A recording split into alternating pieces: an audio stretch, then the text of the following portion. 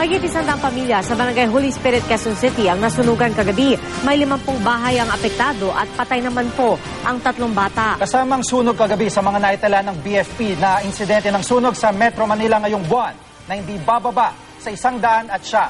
Nakatutok si Haji Rieta. Nilamon ng apoy ang mga bahay na ito sa St. Vincent Street sa Barangay Holy Spirit sa Quezon City pasado alas 11 kagabi. Mabilis kumalat ang apoy, kaya naman kanya-kanya ng pagliligtas sa mga gamit ang mga nakatira dito. Ang kala namin may nag-aaway sa likuran namin, ay pagtingin po namin ay inang sunog na po, kaya takbuhan na po kami. Nagmula raw ang sunog sa bahay ng tanod na si Danilo Mercado.